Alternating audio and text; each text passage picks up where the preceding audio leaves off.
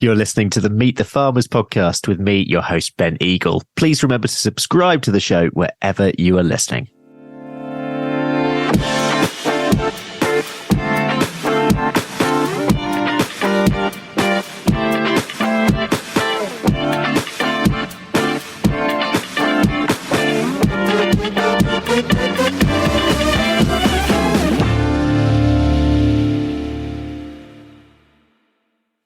Hello, everyone, and welcome to episode 207 of the Meet the Farmers podcast with me, Ben Eagle.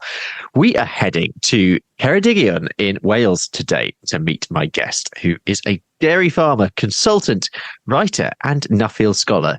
Yes, listeners, I have no idea how she does all this stuff, but I'm hoping we're going to find out today.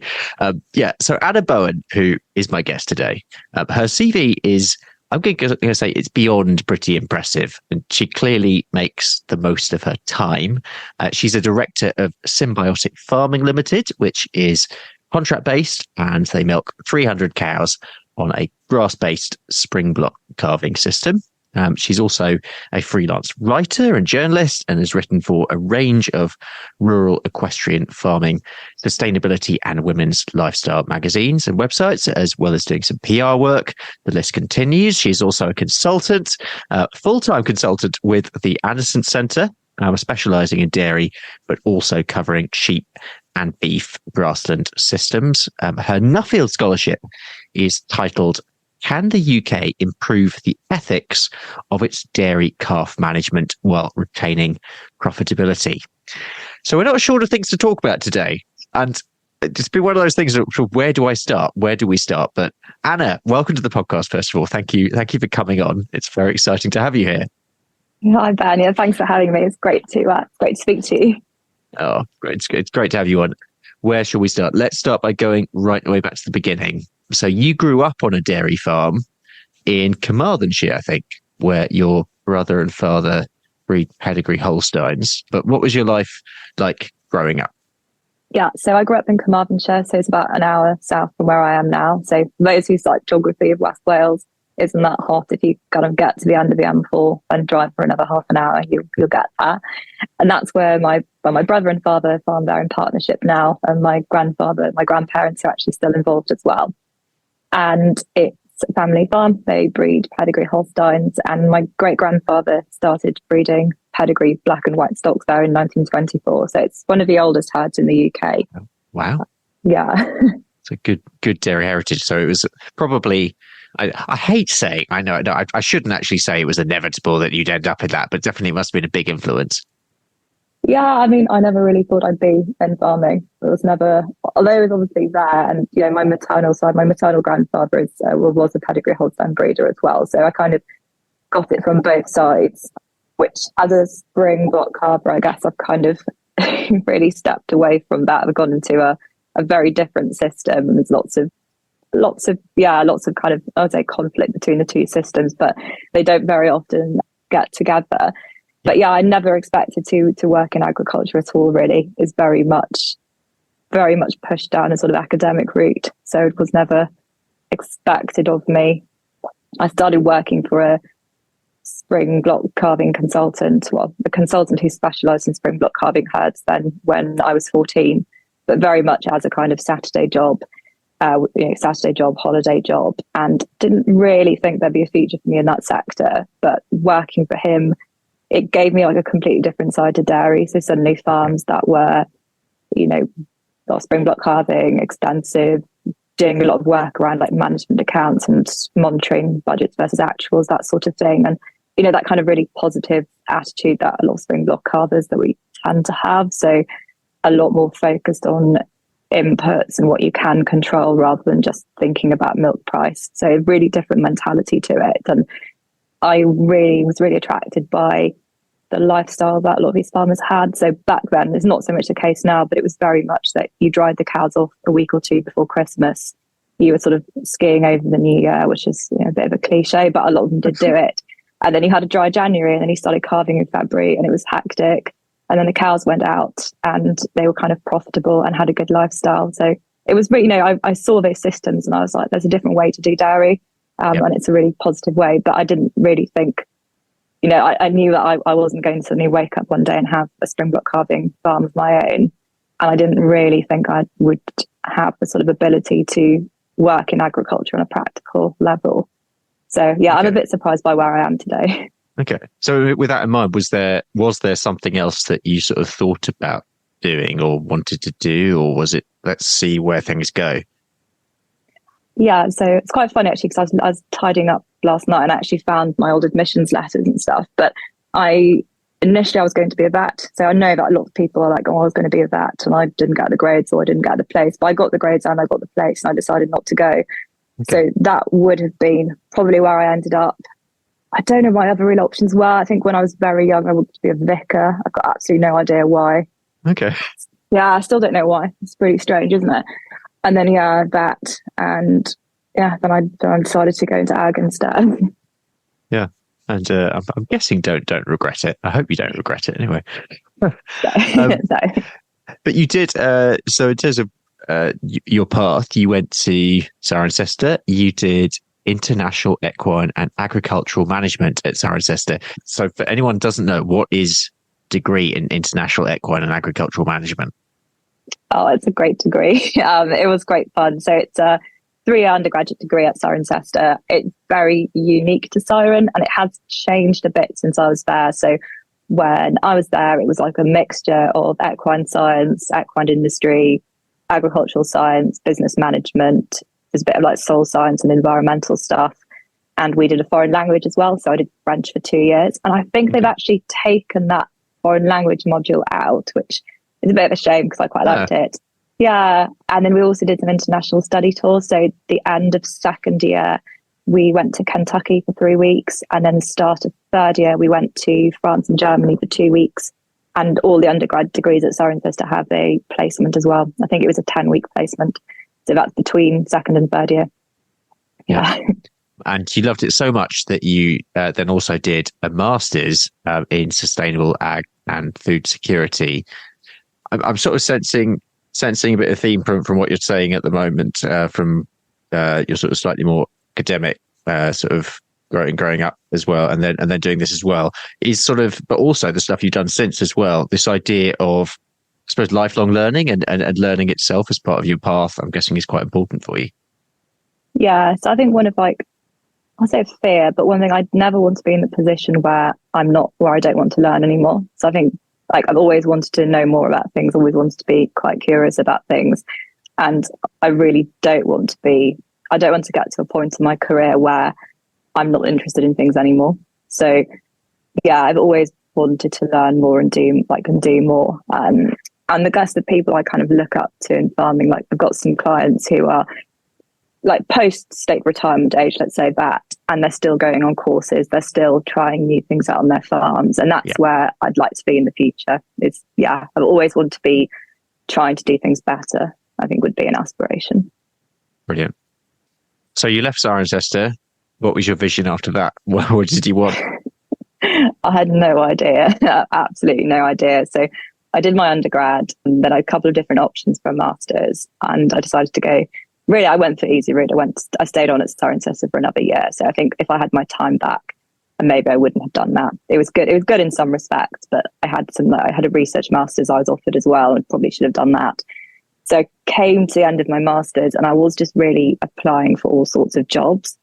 I think, but still at that point, I didn't really think that I had an ability to work in like practical farming. So I wasn't looking at farm management jobs, like the Valcor schemes, that kind of thing. I wasn't looking at those. But I applied for lots of grad positions in ag, applied for a few and didn't get them. And I actually I spent 6 months working in fresh produce. So I went to the Warwickshire-Worcestershire border and worked in kind of marketing and sales for a company that sold all sorts of fruit and vegetables. So we were importing limes from Central America. We were selling, I was in charge of edible flowers and micro herbs, so selling them into the London markets. So I started work at 6 a.m, but some of the account managers started earlier. So you're getting into Covent Garden and Spitalfields and all those markets in London where they're trading fruit and vegetables really early in the morning. So that was my first job out of Ciren. Wow. And imagine that was like, well, I mean, it's certainly very different from your background before that, but a real insight into the supply chain generally, or that side of it.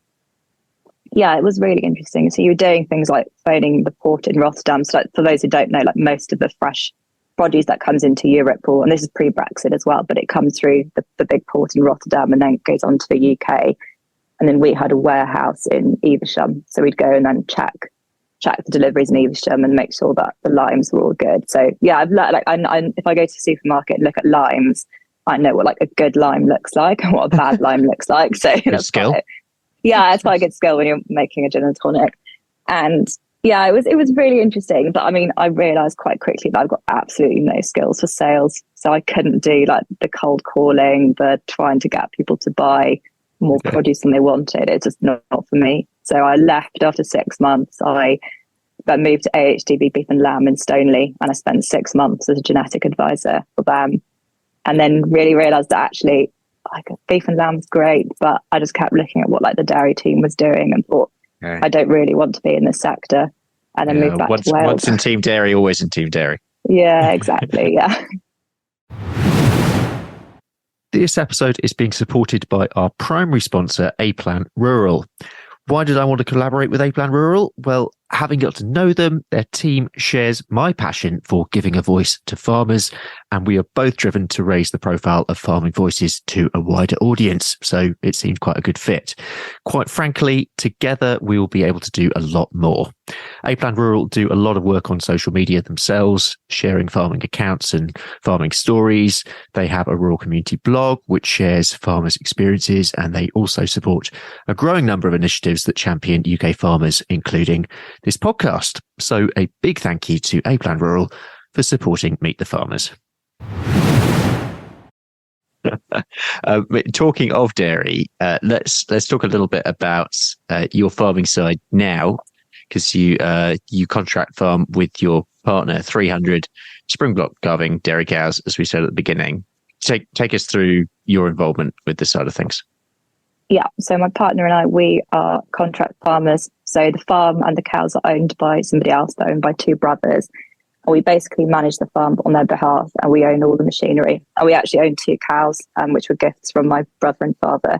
Okay. So yeah, so it's quite nice. And one of them had her first heifer calf today. So not today, congrats. This year. She had her first heifer calf this year. Yeah. So we've got those two cows, and they actually go back to those first cows my great grandfather brought in 1924. So it's quite nice.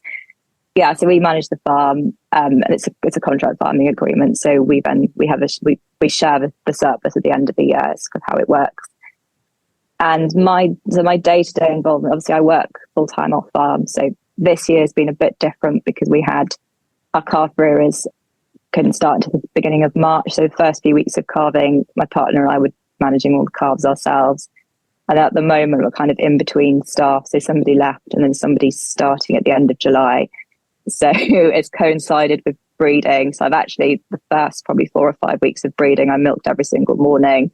Wow. At the moment it's 3 mornings a week because I found some relief staff.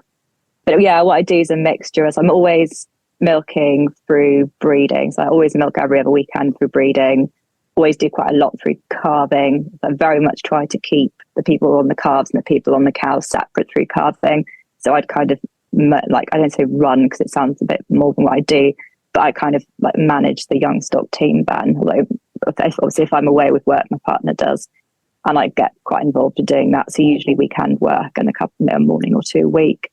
And the rest of the year, then my practical involvement tends to be covering staff holidays, giving my partner some time off, and getting involved in jobs that, where you need an extra pair of hands. And then I do all the financial monitoring, the budgets.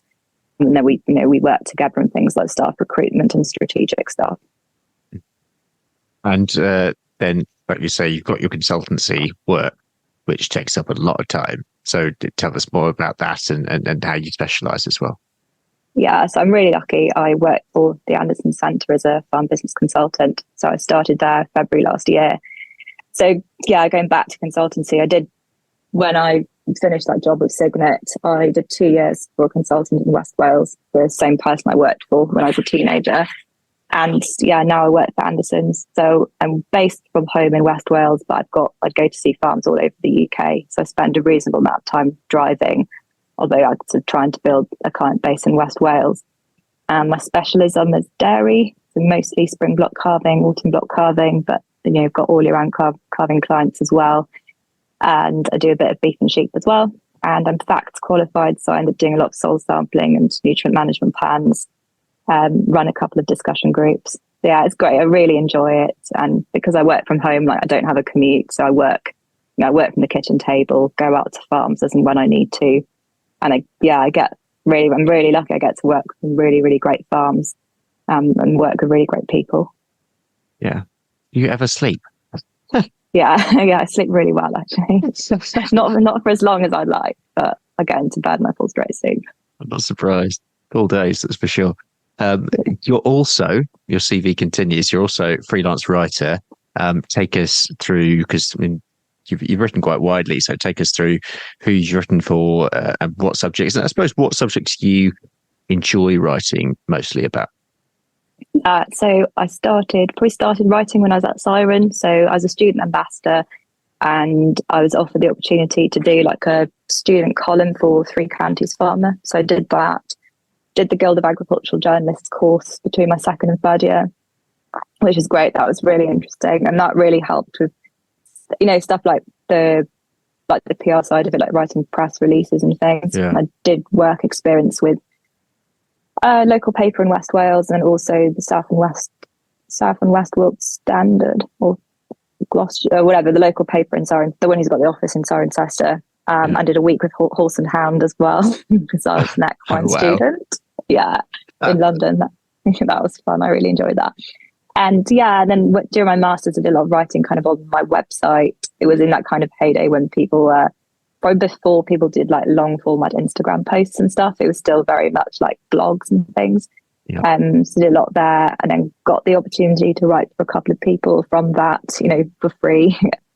And in 2018, I think I got my first paid commission, and it's kind of gone from there. So I've been really lucky. I've had some great opportunities to write for people. It's mostly the farming press, so like Farmers Guardian, British Farmer and Grower would be two that I write quite a bit for. British Farmer and Grower, which is the NFU's members magazine. I do, quite a lot for them. And then did a piece for the BBC last year, and I've written for Vice and Metro. Like at the moment, because there's a lot of other stuff going on, I've tended to just stick writing for the people I've already got a relationship with. So I've not really been pitching to other publications. But if I get an idea, I would go and do that. And I've written for Horse and Rider as well. And I used to do a lot of content writing for a horse sales company. So I used to do a lot of like posts and stuff for their website, which was really good as well. It's great to, I guess, because my career has kind of moved away from the equine side. Like riding's just like a hobby for me now. It's quite nice to sometimes get back into that world and and be paid to do stuff basically. Yeah, I mean, I'm guessing you enjoy all your hats, and I suppose part of the great side of this is that you get to spend a bit of time doing all these different things. But if I'm going to do that awful thing now where I say, if you had to pick one area, what would you do if you could only do that? It's so hard because they all like help question. each other. Yeah, it's like they all help each other. So like my consultancy work is really beneficial on the farm, and then having the practical experience is really great as a consultant. And then as like a writer, I get chances to kind of explore topics which then help my other jobs, and my other jobs give me ideas for it. I don't know, like I don't think I probably couldn't be just farming because I wouldn't get like the interaction with other people. I probably wouldn't want to be consulting without the farming, although I have done in the past. Writing full time, if I was offered like a really good staff job, like if you took out the consulting and the farming and put me back at, an MSc graduate, if you offered me like a really good staff job then for, a publication I was really passionate about, I might have taken it. But I think being a freelancer full time, like, I don't think I could cope with a rejection. I think it would kill me because it's bad enough when you're doing it and you've got a full time job. But it's if you intense. if you were completely reliant on that, it would be that would kill me, I think. Having sort of stepped into that world last year, it is quite intense. But yeah, There's lots of lovely editors out there just saying that. Yeah, They're all there great. are, yeah. Yeah, exactly. It's just like when you do cold pitch to somebody and it's like, nope, not for us. And I think if I was getting that all the time and I was like desperate for work because I needed to pay my mortgage, I'm not sure how resilient I could be if that was my full-time work. Yeah. Okay, interesting. Meet the Farmers is brought to you by RuralPod Media, the only podcast production agency to specialise in the rural sector. We're on a mission to make rural stories mainstream and help businesses, organisations and communities like you tell your story through podcasting. Podcasting is a fantastic way of connecting with your audience, whoever that might be, getting your message out there and networking with leaders in your niche. RuralPod Media can help you by launching your new podcast or helping you with the technical side. We also provide podcast training and an audit service if you already have a podcast. You're not sure where to take it to next. For more information or to book a call, visit ruralpodmedia.co.uk. That's ruralpodmedia.co.uk. Let's turn to your Nuffield Scholarship, which is on, I mean, this could be, it could be quite a controversial subject, I suppose, depending on how you're looking at it, but it's about the ethics of dairy calf management. The typical Nuffield question to start with, why that topic for you? And yeah, what is the why for you? And tell me a little bit more about the topic. Yeah, so Nuffield, I finished my travelling, writing up my report, just finished writing my report up. Why did I go into it? So 2020 was when I applied, and it was just as the GB, like dairy bull calf strategy, was coming into place. So there was a lot of talk about how surplus calves were treated, so how bull calves were treated and managed. And it was just before the new red tractor rules came into place, and Arla, I think, had brought in their 8-week rule. Yeah, or the year before. Yeah, so it was quite a hot topic at the time, and I just was quite interested in it and interested in the options. You know, I'm in Southwest Wales, so it's an area with lots of TB. So selling like dairy beef calves for farmers can be quite difficult. I'm in that spring calving world where calves tend to have a lower value. And I'd also read a couple of bits about cow-calf contact and you know, cow-calf separation as well, and like public perception of it. And thought this is like an interesting topic that's got different aspects I'd quite like to look at. And then I went on to like the Nuffield website and looked at their reports, and I realised that when I did a search, I could see that no UK scholars then no UK scholars had done their Nuffield on a similar topic. So there was an Australian scholar who I actually went and saw when I was in Australia, who did a really similar Nuffield in, I think, 2017, although like there's been lots of advancements since then, so our end results will be quite different. But nobody in the UK had done it, so I thought there's an opportunity there to go for quite a hot topic. Yeah. But nobody else had looked at, and I did think I was probably going to be another 10 people putting the same subject in this year, but I was like hopeful that maybe no one else would, and yeah. So it was just something I was really interested in, and being in the industry, you kind of see it, and I guess also like the social license question is more and more prominent in lots of different industries, not just dairy.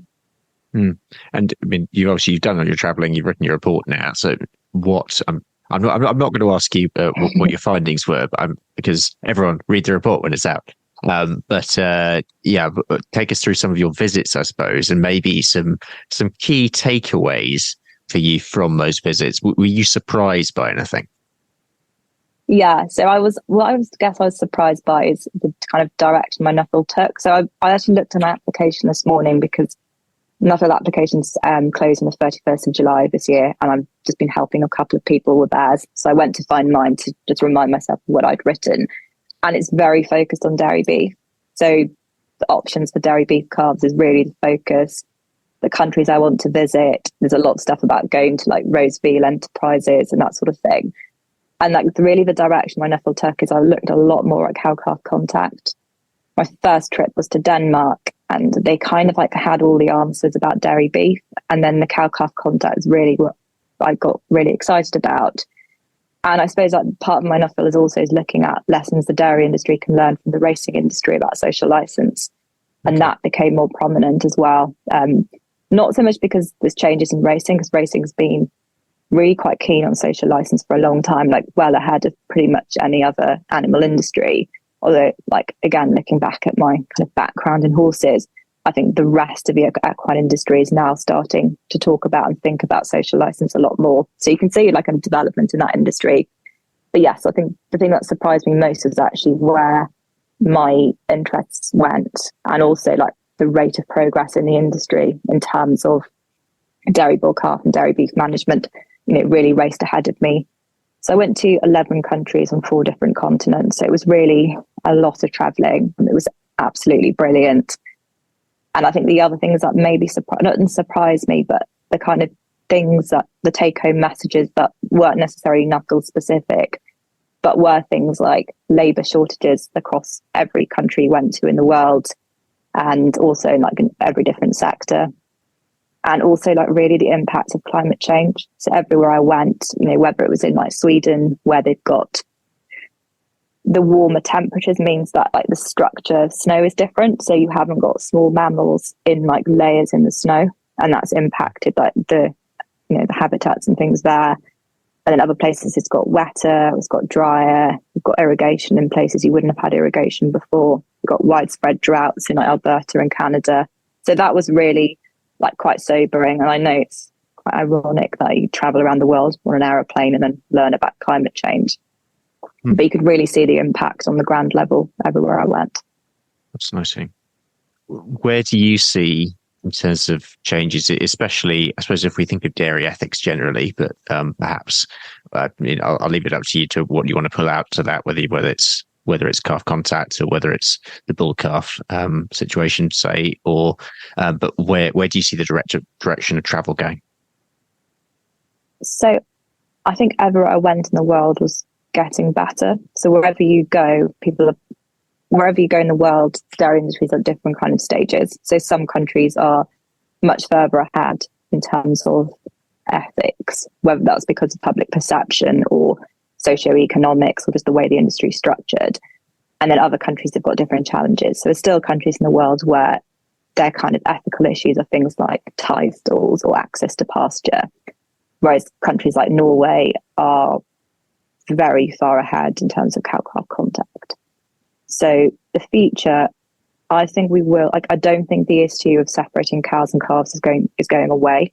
I think that's something that the consumer is going to become more and more interested in. I think the industry is going to become more aware of it. And there's like quite a lot of research as well, across Northern Europe. But there's also the University in Tasmania and Lincoln University in New Zealand have both done trials on grass-based systems. So I do think we're going to see more interest in cow-calf contact from farmers who aren't necessarily going to be like bottling and selling their own milk. So farmers who just want to integrate it into their management systems. And then I think we're already seeing like a trend towards more sex semen use. So fewer dairy bull calves, more dairy beef. The risk there is that dairy beef calves actually become surplus themselves. That they, basically there's lots of them, and if they're not of sufficient quality and they're not well managed, that they become like an ethical risk themselves. But with declining suckler herd, with sort of more of a focus on like the greenhouse gas emissions of beef, I think there's also opportunities for dairy beef to be reared in the UK and all across the world. I think it's a great option. A great opportunity to use beef from the dairy herd. Yeah. At the risk of becoming too philosophical, but even the word ethics, I'm interested in what you discovered on that in terms of perception. Is there different perception in different countries? Yeah, it's probably not a word that I tended to use when I was like on the ground with farmers. So we tend to look more on like systems based, and when I was going to speak to researchers and stuff, we were looking at like the science behind it. I think one of the important things is to like look at the difference between ethics and welfare, so they're not necessarily the same thing. So one of the challenges I kind of get from people sometimes, and in the UK it's like a moot point because you can't shoot bull calves anyway, but people will say to me like, isn't it better to shoot a bull calf and that bull calf lives on the farm and doesn't get water and gets like a really terrible life? And you kind of, there's one of those things is a welfare issue. Like to keep a bull calf in terrible conditions is a welfare problem, but to shoot that calf at birth is an ethical problem. So, and the other thing is, just because you keep a cow and a calf together, which is like ethically good, it doesn't mean that your welfare standards are necessarily good. So if you're going to keep a cow and a calf together, you still have to make sure that everything else is good as well. So you still have to maintain the same welfare standards that you would do if you're separating a cow and a calf. So things like, one of the farms I went to in New Zealand was really like, they were very, very, there's the best farm I've been to. And one of the things they sort of said is if a cow and the calf don't get on, if the cow is not going to rear the calf, you separate them and you rear the calf. And the welfare of that calf has to be the most important thing. So your commitment to the system mustn't override the welfare of that calf. Okay. So if you need to rear that calf separately, you do. Just a little more about our primary sponsor, A-Plan Rural. They provide bespoke insurance cover for farms and estates. This could be for anything from tractors and machinery to a new exciting diversification venture. So for more information, visit aplan.co.uk/rural. That's aplan.co.uk/rural. In terms of just basic practicalities of your travel, how did COVID impact you? Quite badly. So I applied in like the spring of 2020, like during that lockdown. And I probably thought that by the time the interviews came around, we'd be interviewing in London, and then I'd be off traveling the following March. Again, none of that happened. So obviously we know what happened now, but got the application in, got called to interview, did a mock interview on Zoom. The real interview was on Zoom in October. Got the scholarship.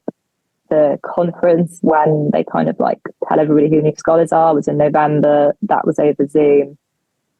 And then didn't have a contemporary scholars conference in 2021 because COVID, so we're still locked down. So contemporary scholars conference, for those who don't know, it's in the March after you get your scholarship, and all the different Nuffield scholars from all around the world gather somewhere different every year. It was in Norfolk when we actually got around to doing it. It was in Canada this year. I think it's in Brazil next year. Yeah. But obviously it means that everyone has to be able to fly in. And the Australians and the Kiwis obviously under like really strict like movement restrictions. So we didn't have our like in-person CSC until 2022. We had a virtual one in 21. And then the first summer of 21, I got out traveling in the UK. So I did 2 like small trips in the UK. And then November 21, I went to Denmark. That was my first trip abroad. And then, so basically I've had an extra year to do my Nuffield. So I'll present this year. And if we hadn't had COVID, I would have presented last year. But yeah, it did impact things. It made it, there was always like a kind of question mark around traveling up until sort of maybe like the back end of last year. I was always traveling and going like, oh, I really hope this country doesn't go back into a lockdown because it would really impact my plans. Yeah. There was a lot of like wearing masks on aeroplanes, testing. Denmark, I think I had to like sign like a few waivers and stuff to say that I didn't have COVID or that I tested negative, that sort of thing. And yeah, it really impacted like the start of our scholarship, like getting ready to do anything because we weren't able to meet in person and we didn't know when we'd be able to travel. So that was, it was quite difficult at the start. And it's just it's taken a year longer than it should have because of that. Having that got to the end of the scholarship, you'll be presenting in November in Exeter. What influences it had on you personally? Are you going to be taking your findings directly? Is that going to be, are you going to be using those either in your business, influence a wider industry? What's your take on the future? Yeah, so it has actually we had made some changes on farm based on it. So this year we've only used sexed semen and beef semen. So last year we used a little bit of a conventional semen, but not very much. And I think seeing farms, block calving farms, making a success of sexed semen gave us the confidence to do it. So we've done that. And then the other thing really is like this year we did a very, very small trial of cow-calf contact. So the 7 cows who calved in the last 3 weeks of breeding kept their calves on them. Okay. Which is cool. And I think I kind of hope that because of like consultancy work and stuff that I'm in a position to maybe help people who want to make that transition. because I've been really lucky. I've seen cow-calf contact herds all over the world with different farming systems, different like milking systems, seeing how they can work, and then also like identified some of the pitfalls. So I'd like to be able to help other farmers to do that. And then, you know, like longer term, I kind of hope that one day I'll have a cow-calf contact system. That's my end goal, really. Okay. And taking that aside, looking more broadly, what is next for you after all this? What would you, because you're clearly a very driven person and you like doing lots and lots of stuff. So what would you like to do next? Have a break, I'm guessing. Yeah, that would be the idea, like short term, have a break. So yeah, at the moment, I've done my written Nuffield, got the video Nuffield to do. I'm doing an accredited Nuffield for the University of Aberystwyth as well. So I'm doing a postgraduate certificate. So I've got to do my report for Aberystwyth, and I've also got to finish like another distance learning module for Aber. So my kind of academic work goes on to the end of September, and I'm getting married in September as well. So from now until September, it's just getting everything kind of done. Then Nuffield conference in November. So longer term, yeah, I guess I want a break at some point. And then work-wise, I think it's about having I like to think I'm going to have a bit more time available because I'm not doing Nuffield, I'm not doing wedding planning and stuff. So I guess focus on the farm, focus on consultancy, focusing on the stuff I'm already doing and doing them better. I joke that I used to do a lot of running and I haven't for years. I'd say I'll do a marathon after I finish Nuffield, but I'm going to push that forward a bit more. At some point I'll do that. I'd like to do more writing. I'd like to write for people I haven't written for before, and use some of the brain space I've got to pitch a bit more widely and do a bit more there. Yeah, and then on the cow-calf stuff, the academic side of it is quite interesting. So maybe at some point to do a part-time PhD, maybe, and find out a bit more about it. Yeah, why not? I mean, it'll be easy, won't it? Fantastic, Anna, you're such an inspiration. It's great. With all that in mind, and I mean, you've done a lot in quite a short amount of time. But what piece of advice would you give your younger self now? Yeah, so it's quite a hard question because I always think if I did anything differently in the past, I wouldn't be where I am now. And I'm actually really lucky because I'm really happy with what I'm doing now. I'd like to have a bit more free time, but I really enjoy where I am now. So I probably wouldn't go back and tell myself to go to a different university or do anything like that. But I've actually just finished nearly 2 years of Invisalign. I've spent thousands of pounds on having my teeth straightened. So what I would say is to my teenage self is to wear your retainers, because then I wouldn't have had to do that. Yeah, I'd probably say when I was at university, I was a bit cocky and I wasn't necessarily the nicest person. So I'd say be a bit nicer. And then, in general, I'd say to younger people, if you work hard, eventually it'll pay off. So don't be afraid to work hard. And it's a piece of advice that I guess is kind of true to what I've done, but it was also really brought back to me by one of the farmers I met while I was traveling. And it's to be true to your values. So whatever you really believe in, do it and make sure that your actions reflect that. And the other thing is, I was really shy when I was younger. I'm not so much now, but I'm still quite introverted, is that if you are in a position and you don't know what to say and it's awkward, most people's favourite subject is themselves. So if you ask somebody a question, they'll answer, and everybody's got something interesting to say. So if you always ask people, be interested in other people, because it just makes your life better. You always get something out of it. Oh, I love that. No, that is so true as well. It really is. And it means, I think, if you take that wherever in the world, really, isn't it? It goes beyond all cultures and languages and stuff as well. So yeah, that's a great piece of advice. We're going to start to wrap this up. I'm going to ask you the final few questions. Anna, the first is, if you have a message for the public, any message, what would it be? I think it would be that whatever your skill set is, there's a role for you in agriculture if you want it. So, agriculture is a lot more than just practical farming, although that's obviously the most important bit. But whatever your skills are, if you're interested in the food industry as a whole, you can find a role. And also, don't be afraid to ask questions. So find people, whether it's on social media or whether it's through Open Farm Sunday, and don't be afraid to ask. questions, because you're eating food, you deserve to know how it's produced. Cool. And your message for farmers? Yeah, so this is like consultancy advice. But I'll say get the basic, get the basics right. So I was speaking to my Nuffield mentor a while back, and we were talking how there's like 3 fundamental things that in dairy farming, if you get them right, you won't go far wrong. So if you know about the whole the 80-20 concept, like 80% of your results and 20% of your effort. Yeah. So I can say if you get your soil pH, your colostrum management right, and you've got your management accounts in place, pretty much everything else will fall into place. Obviously, you might need to know it's not a cure-all, but if you get those 3 things right on the dairy farm, you won't be far off right where you should be. That is fantastic consultants comment. I really love that. And finally, we'll do the recommendation for a blog, podcast, or social media account to follow, which can be farming or non-farming. Okay, so I wanted to recommend a book, but that wasn't an option. Podcast-wise, you can do that as well. You can do that. Can I do that as well? Yeah, do it as well. No, that's hard now because I haven't thought about which book to recommend. Because there's too many of them. Yeah, podcast-wise, and especially if you've got a long car journey, because they're quite long, is the Pasture pod. I've only just discovered it. Obviously it existed before I found it. But there's the really good interview the one with Chris Faulkner, who's got a cow-calf contact dairy in New Zealand. I'd definitely listen to that because he's amazing. And then non-farming one is Visible Women with Caroline Criado Perez's podcast. If you haven't read her book, Invisible Women, you should do. And that podcast kind of accompanies it, and it's really good. Fantastic. Brilliant.